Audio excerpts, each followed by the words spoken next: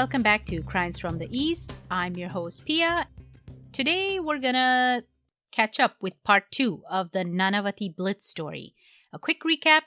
So far, we've seen how one afternoon in 1959, an enraged Commander Nanavati went over to the home of his wife's lover, Prem Ahuja, and shot him dead. He then surrendered to the police, and the case went to court. Many allowances to the law and rule of land were made for Commander Nanavati owing to his high status in the Navy. And of course, his reach in high stations of Indian politics at the time certainly helped as well. Let's now hear how the tabloid paper The Blitz helped in shaping the story further. Apart from all this star-studded legal counsel, however, there was a third protagonist in this case. And that was the secret weapon. The local tabloid called the Blitz, which was owned by a fearless and shrewd newsman, a Parsi gentleman called Rusi Karanjia. Uh-oh, he's going to be biased. Yeah, clearly. In a strategic move way ahead of its time and ahead of his peers in the news industry, Rusi Karanjia realized that the power of the tabloid press was insurmountable. Untapped, yeah. He was determined to shape the public's narrative with a version of the truth, and even a little untruth, that would project Kawas as a man who had no choice but to vanquish the philandering playboy Prem Ahuja, who had entrapped impressionable, gullible Sylvia into adultery, while the naval hero served the nation. Sounds different when you say it that way, right? He who controls the narrative controls the people. The truth was that Prem and Sylvia were very much in love. Adulterers? Yes. Wrong? Yes. But they were trying to figure out how to be together, right? It wasn't a devious game that they were playing to spite Kawas. Yeah. It happened. It's emotions. We're humans. It happened. And it sounds like she came clean pretty quickly, right? They were having an affair for a year, but she told him she didn't have to. Because he would be sailing for years to come. Right? Yeah, that's the thing. Yeah, I don't know. They could have gone around doing this for years and years ahead, right? But she didn't, because that's not what they wanted for themselves. Right. They probably had regret, and they wanted to fix it. They wanted to make it right. Yeah. And so, the puppet master, a.k.a. the Blitz, which usually sold for 25 paise at that time for a single copy. Now, 25 paise is, get this, a quarter of a single cent. I don't think there's a term for that. How many paise to a rupee? 100. Oh my god. That's just like the tiniest, littlest amount of money. It's a micro money. If you find one of those little, what do you call them, Lincoln cents at home? You mean the 1 cent coin that is still fully in circulation, Pia? Yeah. Yes, the 1 cent, the copper cent. That we all have? Wow. Are there 1 rupee coins? There are 1 rupee coins. Are there paise currency? Probably not anymore, right? I know they may be in circulation, but nothing sells for that anymore. Yeah, I think paise now are probably just beads. People like to put them on bathroom floors now? Coins on floors? Have you seen this on TikTok and Instagram? No. It's one of those DIY trends. Like you put epoxy or whatever and you put coins all over your floor. Coin floors. Okay. So maybe that's a good use for them. Also not supposed to hand off money with the left hand. Yeah, you can't use it with your left hand. You can't step on it because Goddess Lakshmi, the goddess of wealth, is in money. Wow. You can't put it on the floor. So, the Blitz used to sell for 25 paise, or take one of those cents you have at home, cut it into 4 pieces. One of those tiny slices is how much that copy used to sell for. And slowly, because of their sensational coverage of this case, the price of the Blitz reached a plumb sum of 2 rupees. Wow. 2 rupees. That's 2,000% bump. I'm bad at math. I also am bad at math. But from 25 to 2 rupees. a very high amount Yeah. for a copy of tabloid papers. Most people in the middle class back then used to make like 200 or 300 rupees annually. That's nuts. So $2 is quite significant, but people were buying this. Mm-hmm. Of course, Bombay has always been home to the rich, the ultra-rich, and the bourgeoisie. So the paper sold out every time. There were no dearth of takers. Mm-hmm. The headlines would be splashed across every part of Bombay City Saturday morning. Headlines like 3 shots that shook the nation. Tragedy of the eternal triangle. Sylvia tells her story of love and torture. What kind of a man was Prem Ahuja? Should I marry every woman I sleep with? And so on and so forth. Yeah. Now, it's hilarious, but in that paper, the front page ads would also always be really tongue-in-cheek and satirical in nature. Like, I saw one which had a desi wife in a sari serving her tired husband back from work Parle G glucose biscuits after a hard day's work to give him extra energy. You know what I mean? Mm-hmm. Wink, wink, wink. Oh, no. God! This Rusi Karanjia fellow must have been an interesting guy. Yeah. He was playing both sides of the argument for his own profit. People lapped up the juicy, salacious gossip as if it were coming straight from the horse's mouth, right? You believe what you read. When in fact, a lot of it was coming actually from the horse's ass. Okay? Nice. Nice. We are seeing stuff like this now where you see fake news poison the minds of idiots all over the globe. Idiots who think they can cure COVID with horse pills and turmeric. Cow dung. So this was kind of an example of that taking place back then, Okay. right? They just believed everything that was printed in the Blitz. The public sentiment was completely in favor of Kawas. Thousands of members of the Parsi communities would protest and hold gatherings in prominent locations as a show of support for him. The courtroom proceedings were always full of some excitement and dramatic scenes since such hotshot lawyers were involved, right? Right. They didn't leave any tool out of their toolbox when it came to these courtroom sessions. The peacocks were out to strut.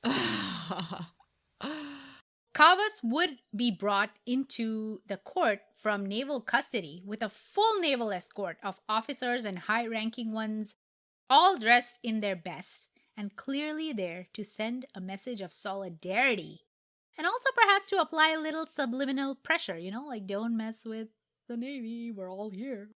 Mm-hmm. So outside of the court, there was always a hullabaloo.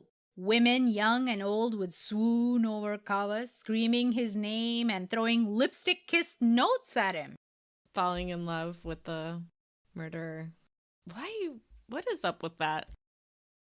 There are some sick women out there who are attracted to bad boy types, like bad boy criminals, Bad boys.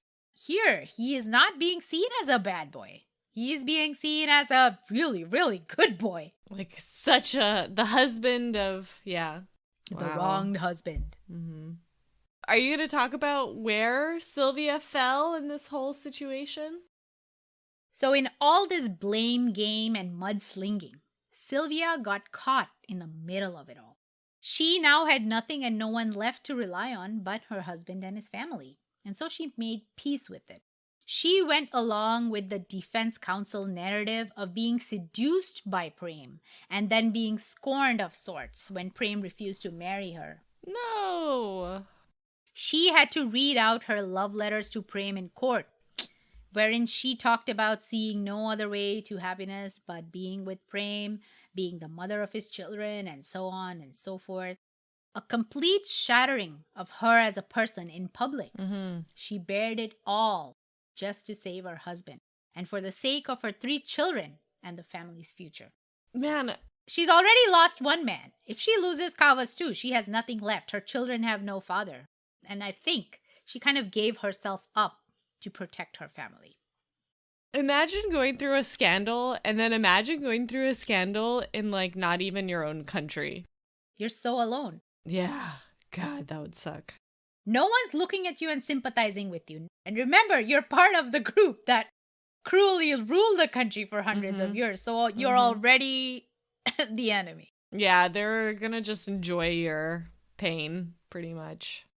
The Indian public saw her as a promiscuous white woman who obviously didn't have the same ethics and morals as the sanctimonious Indian woman did. A Desi woman would never have dishonored her husband like that. Oh, no, no, no, no, no, no, no.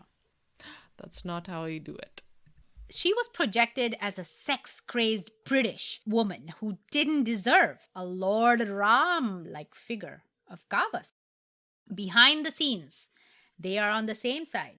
But in court, they were pitted a little bit against each other, right? Like if you create enough villains, then the hero emerges with all the sympathy of the jury. Right. Despite solid evidence. You have to create the narrative, and that's what happened. So Sylvia was the unfaithful, foreign, impressionable, gullible wife who apparently had no agency of her own. And Prem Ahuja was painted as the Casanova, bachelor, rich, rolling stone who had several flings and no regards for morals. Yeah. Their relationship was made out to be emotionally trivial. Nothing more than a seduction. Physical. In evil seduction. Yeah. Kawas, of course, came out unscathed. He was the wronged husband, the upright, honest officer who was simply defending his honor, his wife's honor, his family's honor. In a patriarchal society, that is the ultimate. So you said that in the background, she and he were Together. like together again. Yeah. Basically, he still wanted to be married to her, still wanted her despite what she did, and she chose to go back to him out of necessity, but she was able to forgive that she murdered the man she was supposedly in love with just to maintain her life. Interesting. I mean, I get it. We can speculate because he may have felt guilty. He knows what he's done, right? Yeah. He was away for months at a time. Maybe he was emotionally distant, preoccupied with his work because he was part of several naval missions all over the world. Some were conflict situations, some were highly sensitive security missions. He was doing a lot of high-profile work for the Navy. So he may have been cold, distant, preoccupied. We don't know. And maybe he felt guilty for it at this point. And he thought, well, maybe I was responsible for it. What a mess. It's just a whole different worldview on all sides for everyone, I think. Yeah, they somehow did manage to make up for it. They maybe were like, fine, we went through that patch. Yeah. Now think about the next step in hand, which is keep me out of jail. Right. And then we'll figure it out. Ugh, but then she's going to spend the rest of her life with someone who murdered someone. I guess. He's a soldier. That's what he was trained to do. Yeah. The natural response to an enemy threat is to eliminate it. Yeah. As a soldier, you're trained to kill. Oh, interesting. The 9-person jury in this case consisted of Hindus, Parsis, a Catholic, and a Protestant. So roughly a good representation of typical Bombay society. Yeah. Now, what I think happened, and it might have been a crucial factor in this case, is that the jury doesn't seem to have been sequestered at all. What that means is, typically when you have a jury on such a high-profile case, you keep them away from influences. Yes, you keep them in seclusion, in isolation, in a hotel or something, so they're not affected by outside influence like media campaigns and so on. Right. At that time, juries were not sequestered. So they were all going home, talking to people, reading the Blitz, and being influenced in practically all dimensions. So the defense claimed that this was a case of accidental shooting. They claimed that Kawas had taken the gun to take his own life and had kept it on the dresser when talking to Prem. So he kept the gun on the dresser, he talked to Prem. Apparently he said, "You filthy swine, what are your intentions with Sylvia? Did you plan to marry Sylvia? Are you going to take care of my 3 children?" These are the questions he asked Prem. Mm-hmm. To which Prem had scoffed and replied to him and said, "Am I to marry every woman that I sleep with?" This unhinged Kawas. Prem reached for the gun and Kawas grabbed his arm. And then the shots rang out. So accidental shots as they were wrestling for the gun is what their version. Yeah, makes total sense. incident was. Now, as we heard before, medical doctors testified for the prosecution about the bullet trajectory and how the fatal shot was at a downward angle at the back of his head. So that means Prem was turned away, possibly leaning or falling when he was shot in the head. Now, that doesn't sound like an accident. Yeah. The other two shots, maybe. Maybe the one into the clavicle and the fingers, okay, accidental while they're wrestling. Yeah. But if he's turned away, at that point you're not wrestling. Why is it at a downward angle on his head? Yeah. The defense was desperately and successfully painting this as a crime of passion. What is it called in French? Crime passionnel? What is it? Crime? Is there a special word for this in French? Yeah. Crime passionnel. Is that a special French thing? Sure. Why not? It was actually a legally accepted claim in court in France for the longest time. Okay. Till like the 1800s. Yeah, you could literally say, I was jealous of this man making designs on my wife, so I killed him in a crime of passion, and he would be let free. Yeah. I just didn't realize that the like French version of it was specifically significant. But yeah, okay. Interesting. So an accident that occurred in the heat of the moment was what they suggested this was. Yeah. He didn't have a gun in his pocket. He had to go get it. I feel like a crime of passion can be premeditated, though. In my opinion, if a crime of passion is a thing, you could premeditate it a little bit. Premeditation beats crime of passion. It beats heat of the moment. So that's what they were trying to determine. He left his home. He went to the ship. He got the gun. Yeah. Then he drove to the office. From the office, he went to the home. Yeah. All of this took time. It was not heat of the moment. There were several steps where he could have stopped and ended this from happening. Yeah. But he didn't. Kawas also testified that he had taken the gun to Prem's home because Sylvia had told him that Prem might have a gun and he might shoot him in anger. Okay, this is what he said in court. All you have to do is introduce doubt in the minds of the jury as to why he had the gun. So a lot of shady testimony was being thrown around at this point to save his skin. The difference in culpability in homicide amounting to murder and not amounting to murder, which is, the premeditation part we were talking about, it has a huge difference in terms of sentencing. Homicide not amounting to murder, so no premeditation, and it's basically manslaughter or murder in the second degree in the US. Okay. Would carry a maximum of only 10 years imprisonment with a chance of parole. Is it just me, or is this terminology kind of redundant sounding? How does a homicide not result in murder? Isn't a homicide a murder? Maybe more like technical versus intention based. You know what I mean? Yeah, but homicide just means man killing. Yes, so man killing is homicide. Yeah. And murder attaches an intention to it. It should be like homicide by murder or homicide not by murder. The resulting part is what's bothering me. Okay. Was the homicide an accidental homicide? Or anyways, doesn't matter. So murder is intentional. That's what I'm saying. Yeah, but it's the murder that results in the homicide, not the homicide that results in the murder. That's just legal jargon, They want to fill pages because make it longer. Much, much longer. Yeah, let's just make it complicated. So people who aren't lawyers, like, guess who? This guy. I'm pointing at myself. Get confused. So it's only 10 years imprisonment with the chance of parole if it's a homicide not amounting to murder. But if it is homicide amounting to murder or first-degree murder, as you say in the US, it means it could result in life imprisonment without parole or even the death penalty. Okay. This is the crux of the whole media campaign.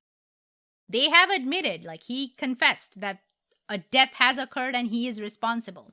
But to which degree he is responsible is what the narrative wanted to shape. The jury had to decide on whether Kawas Nanavati was guilty or not guilty of first-degree murder under Section 302 and second-degree murder under Section 304 of the Indian Penal Code. So they gave them both options to the jury. You can pick one or both or whatever. Yeah. So after a metric ton of highly charged courtroom drama, on October 21st, 1959, the jury deemed him not guilty on both counts. On both counts, he was not guilty, with 8 voting for not guilty and 1 voted guilty. So it was not unanimous, but the majority vote was taken into consideration. Cheers and jubilation swept through the court and the masses waiting outside with bated breath. The Sessions Court judge who was presiding over the whole thing, Judge R.B. Mehta, he was not amused and he did not appreciate any of this one bit. He declared a mistrial. He called the verdict a perversion of justice. Okay. The only reason he was able to do that is because the verdict was not unanimous, which gave him the legal right to reverse it and ask for a retrial. But because of that one jury who voted guilty, the judge was like, I don't like it. Retrial, mistrial. Yeah, seems fair. The case was sent to the Bombay High Court for a retrial, but this time it would be looked over or presided over by a judge, no jury. Okay. The new judge was also keen to have Kawas put in the rightful custody of the police because remember, this whole time he has been in naval custody, okay? Probably living in just regular officers' quarters. I don't think there was like some shitty jail he was being kept. Okay. So they wanted to put him in actual jail because they're like, enough, what the hell's going on? He's a criminal after all, right? Like every other suspect, he should be in jail. Yeah. The hands of influence and power that were helping and guiding the fate of Kawas were quite strong. There were rumors that the reach of these connections went all the way up to the Prime Minister, Whoa. Jawaharlal Nehru. Oh, yeah. Prime Minister, yeah, this guy was a hotshot fellow. So Kawas was a decorated naval officer who was set to take over as the Chief of Naval Staff soon. So it's not unlikely that the Prime Minister knew of him. Right? Or even personally knew him. You would know him. You don't just wake up one day and say, okay, I'm going to be Chief of Naval Staff. No, Yeah. It's after years and years and years of grooming and connections and networking and socializing with the higher-ups, right? That's how it happens. You gotta lay down a lot of bricks. Kawas had even worked as the foreign defense attaché while he was in the UK, and he worked under a diplomat called V.K. Krishna Menon back in the day. And eventually in 1959, when this case was taking place, that V.K. Krishna Menon was now the defense minister of India. So he had friends in high places. Yeah. Yep. This whole case had tarnished the image of men in uniform. The defense forces were not going to take it laying down, okay? Their image and their ego was significant during this time. It was important. It was crucial because of the growing tensions up north near the Himalayan border with China. Remember how I told you about Tibet. in 1959 the Dalai Lama and Tibetans all came into India? Yeah, I don't think China liked that, did they? China didn't like that one bit. The Sino-Indian War was brewing then. China eventually invaded Indian territory in 1962, and that war ended in a ceasefire, but there was an air of unease and unrest for the years before and after, okay? USSR, or, Soviet Russia, is the one who finally sold India the MiG planes and other arms that the country needed. And that's why, India and Russia have kind of been best buds for the longest time. Yeah. So, privet to our Russian listeners if you're listening. Lastrovia. Isn't What's that that? cheers? I think it is. Oh, well, yeah, you should always know cheers in all the languages. Let me just double check that one. Yeah, make sure you're not saying F off, bitch, or something. Vaše zdrovia. Okay, vaše zdrovia to all of our Russian listeners. We're about to get probably on some American blacklist now. Just for our tiny little bit of friendliness to Russia. Anything for the listens, as long as our numbers go up. I'm happy to be on any list. I think we should do that more often. I think we should bait all these security agencies into listening. Let's get them. Love it. So anyway, off went Kawas to Arthur Road Jail, finally, once he was convicted by the Bombay High Court and Supreme Court. He had to finally go to jail to serve his sentence. And if you think that everything was finally fair and just in this world, you would be wrong. He was still treated very differently from other prisoners, okay? He wore regular clothes, his food was delivered from home, and he had access to a lot more stuff like newspapers and transistors and all kinds of goodies, unlike everyone else in prison. So Blitz, still going on with their campaign, now came out with a new train of thought and embedded the idea of an official pardon for Kawas, because he's convicted, he's in jail, he has to serve a life imprisonment. The only way to get him out is an official pardon. Dedication to the cause. Blitz. The Sindhis were furious with all this meddling by politicians in the case, and they demanded justice. Oh, shit. Call it a twist of fate, or just, again, the universe looking out for Kawas. A famous Sindhi man called Bhai Pratap had been overzealously sentenced to 5 years of prison over a trivial issue, something he should have probably served a few months in jail at best, but he was awarded like 5 years to kind of punish the Sindhi community. Now, Bhai Pratap was not just some simple Sindhi fellow, okay? He was a decorated or highly respected freedom fighter for the Indian independence movement. So he was a significant figure in society. The Sindhi community saw it as a retaliation when he got sentenced to 5 years. Okay, Kawas got jail, so now you gave him jail? Like, this is bullshit. So the Sindhi community sought to get Bhai Pratap released from prison. They were like, he's an old man. He was by that time, old and frail. And they're like, he doesn't deserve to spend his final years like this. Yeah. So slowly over the next 3 years, the idea grew wings, and the machinations of influence in the political circles of Nehru came through. Again, a sort of peace treaty between the Parsis and Sindhis was forged with the help of Ram Jethmalani, the hotshot lawyer. Because Prem Ahuja, the sister of Prem Ahuja, she had finally agreed to letting things go. I think she was kind of trying to find meaning, in this loss and grief, and she wanted to kind of let go. So she was like, fine, let's forge peace instead of vengeance at this point. So in an unofficial exchange for the pardon of Bhai Pratap, the governor of newly formed Maharashtra state, Miss Vijay Lakshmi Pandit, Vijay Lakshmi Pandit, who was the sister of Prime Minister Nehru, oh my God, granted Kawas an official pardon, and he was a free man by 1963. Okay, so only 4 years later, it's all just nothing. The rich pay no price. They had their little show. So we saw in Alavandar too. Remember, the husband kind of got away with killing the boyfriend even then? They got 2 years in jail and they were set free. Yeah. Because the judge and the jury at that time sympathized with them. Damn, the patriarchy is strong. Seriously. After his release, Kawas was given a job. He had to obviously leave the Navy, but he was given a job by J.R.D. Tata himself from the Tata Group. Yeah.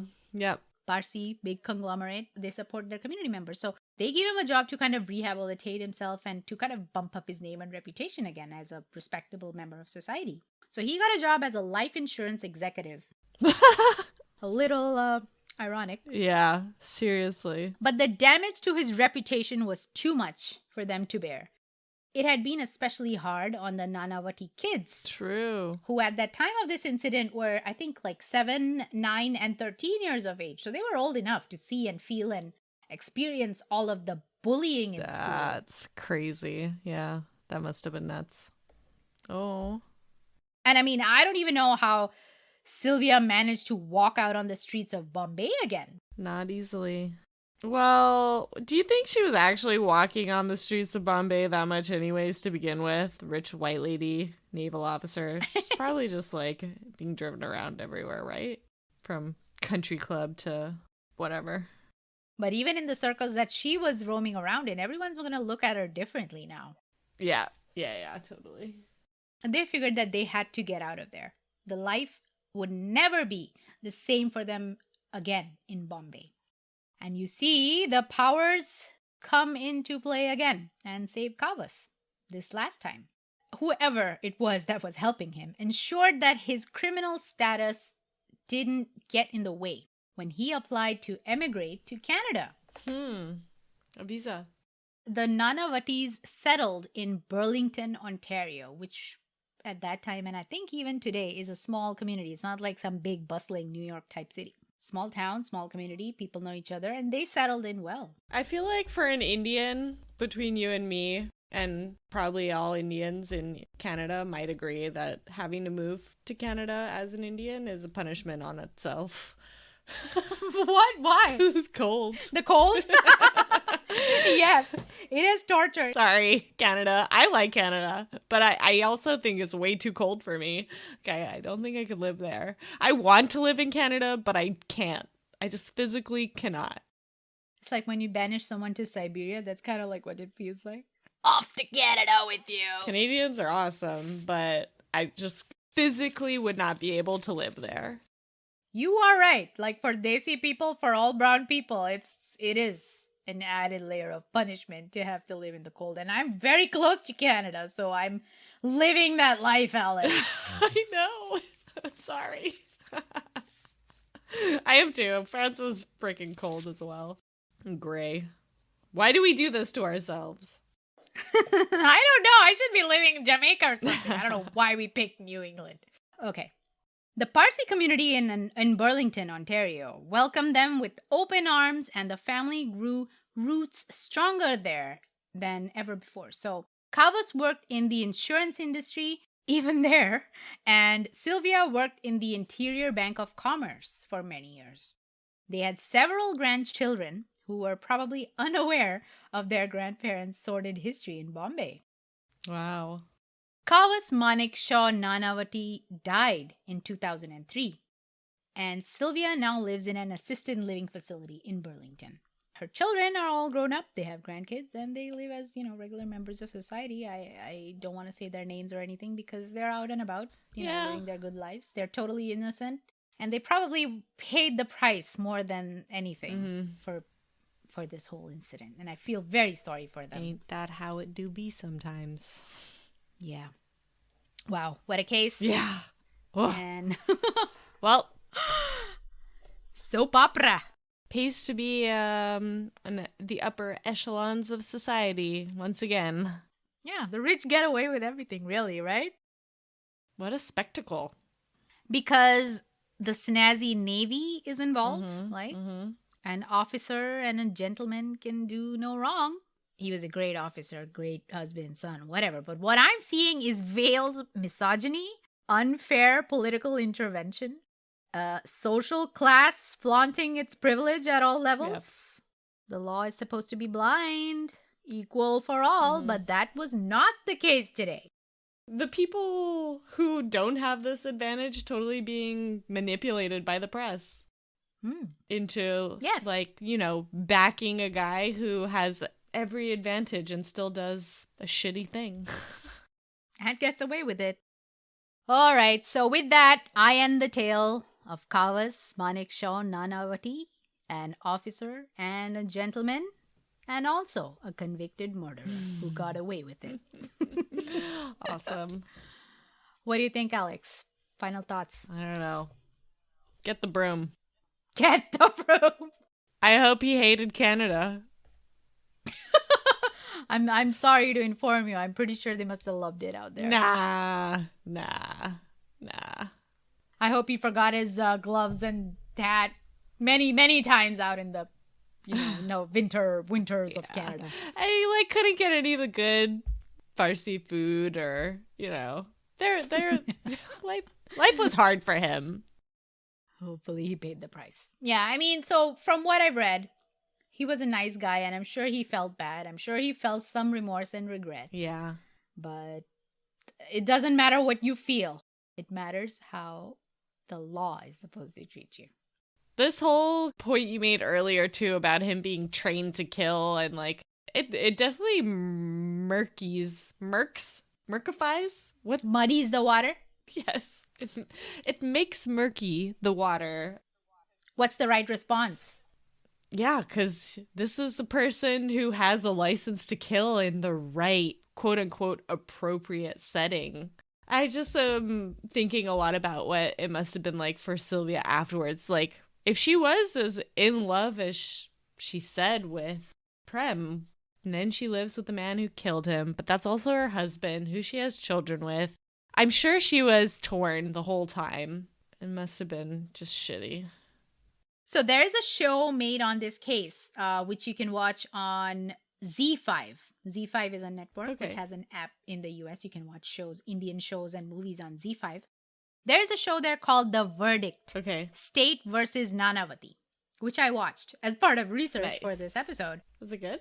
And it seems to be made very well, as close to the truth as they could possibly do. Cool.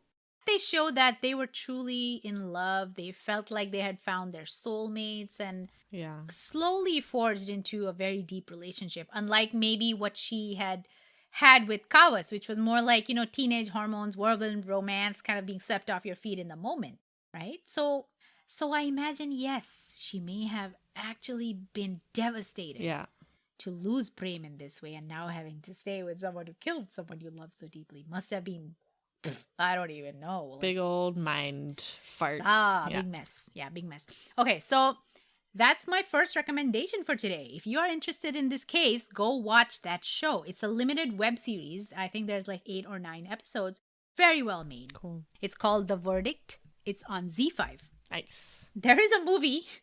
There's a mainstream Bollywood movie made on this case called Rustam. I don't recommend it. It is mediocre at best.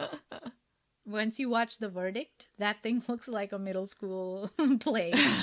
It is so dumb. Oh no. So much unnecessary drama, so much crap. Like the way that they've shown Sylvia in that movie is just exactly what a misogynist would write her character as, helpless, no agency. Oh, no. I'm being influenced by this evil playboy. He's drugging me to seduce me. Nonsense. They can't digest that a woman can have these feelings and go ahead and, take these kind of steps. They can't think of a woman as a person. They also just picked like a very Indian looking actress for this, I feel like. So I did not enjoy that Rustam movie for these reasons. I do not recommend Rustam. If you watch it, you're on your own. And for the 2 other recommendations today, I'm just going to stick to movies about men in uniform. Cool. If you enjoy watching men in uniform in movies about war conflicts and things like that, I recommend the movie Ghazi Attack, which is based on a true incident from the 1971 Indo-Pakistan Naval War. There was a little international incident that took place in the oceans. Mm-hmm.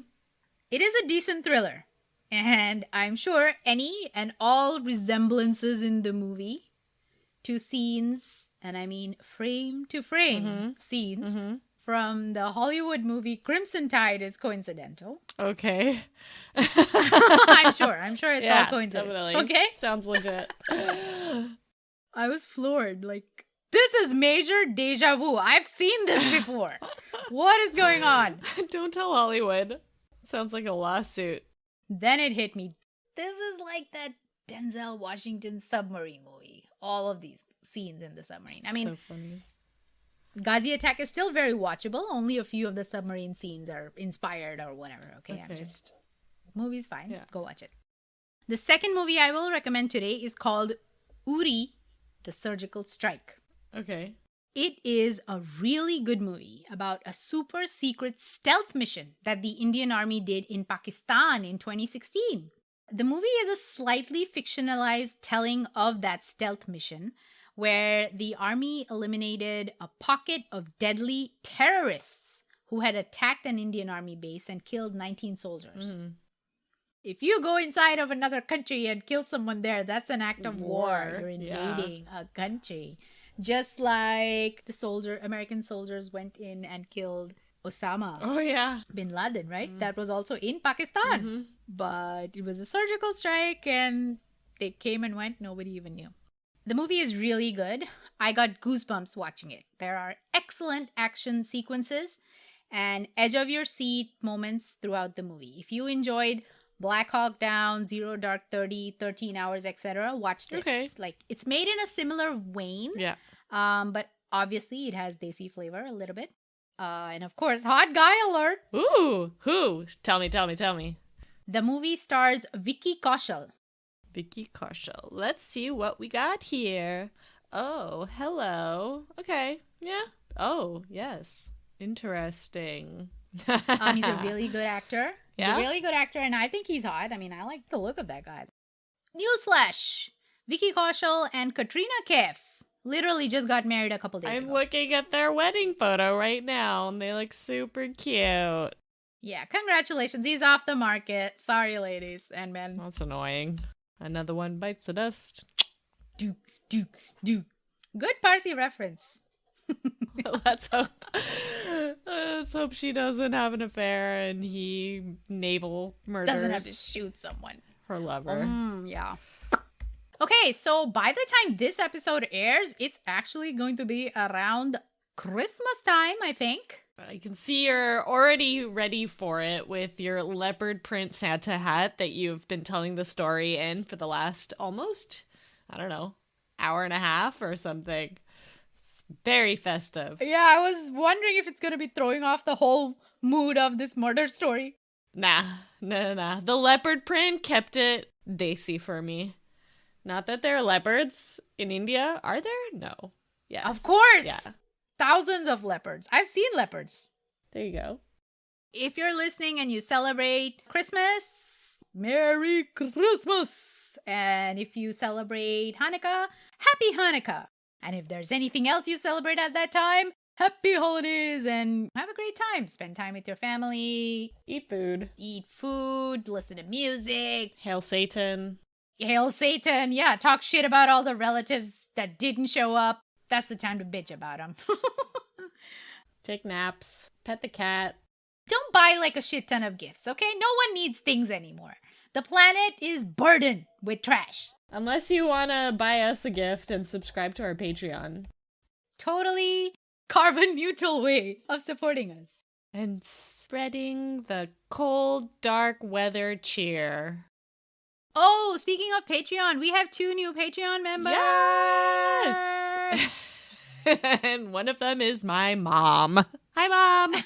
My mom is in India right now with your mom and our uncle, and they're doing like a mega nostalgia tour, which just seems like a whole lot of fun, and it's sunny, and they're looking warm and happy, and I'm extremely jealous. They're gonna do like a safari in one of the national forests. Yeah. So they're going to Seoni, which is the home of Mowgli. Nice. Oh, that's awesome. They are literally going to go to the jungles where the tales of Mowgli and other feral children came from. Yeah. Well, thanks.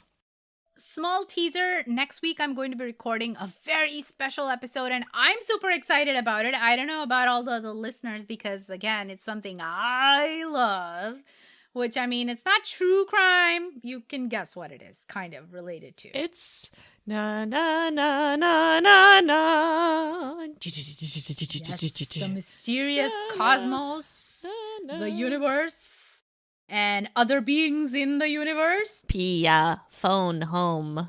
So stay tuned for that. And follow us on all our socials. Some extra masala love. Yeah, that extra spice. You can subscribe. What is that Maggie called? There's a like double masala Maggie. Yeah, that's what we're gonna put on offer. And that's about it. We'll see you in a few weeks on another episode of Crimes from the East, your Desi True Crime and Strange Phenomenon podcast with a little Masala. and Spice. Namaste. Bye. Bye.